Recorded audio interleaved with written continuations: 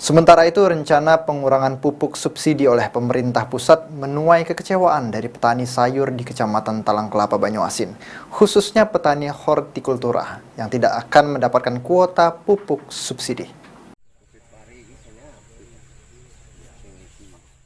Rencana pengurangan pupuk subsidi oleh pemerintah pusat menuai kekecewaan bagi para petani sayur di Kecamatan Talang Kelapa, Kabupaten Banyuasin.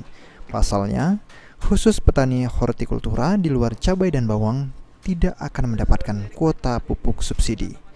Seperti yang diungkapkan oleh Pak Dewahidi, petani sayur di Kelurahan Sukomoro, Kecamatan Talang Kelapa.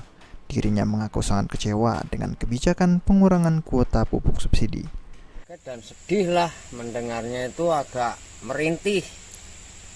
Ya, karena apa? Petani itu modalnya cuma modal nekat, modal dengkul, modal ngesot. Kalau pupuk subsidi nak diberhentii, apalah guna jadi petani. Jadi itu jadi apa ke depannya petani? Sekarang pakai pupuk apa ini, Pak? Pakai pupuk tai ayam itu ngandalinya.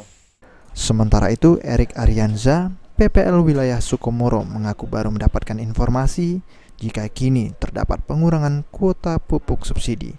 Kini pihaknya tengah terus memberikan motivasi bagi petani agar terus optimis meski pupuk subsidi tidak lagi diperkenankan bagi petani sayur.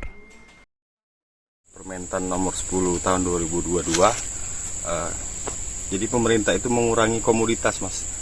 Yang dari awalnya 70 menjadi 9 komoditas. Mungkin dari 9 komoditas itu yang strategis menurut pemerintah yang harus disubsidi. Jadi kami selaku penyuluh terus memotivasi petani agar untuk terus bercocok tanam dan menyemangati mereka agar bisa terus hidup. Ketua KTNA Banyuasin Soekardi berharap dengan pengurangan pupuk subsidi, dirinya berharap agar ketersediaan pupuk non-subsidi terjaga, tidak seperti saat ini, di mana pupuk non-subsidi pun masih sulit didapat. Di sisi lain sebenarnya petani mau disubsidi atau tidak berpengaruh. Yang penting pertama harga bisa stabil, terus yang kedua yang tidak kalah penting adalah keberadaan pupuk itu sendiri pada saat dibutuhkan. Itu. Sulaiman, PAL TV.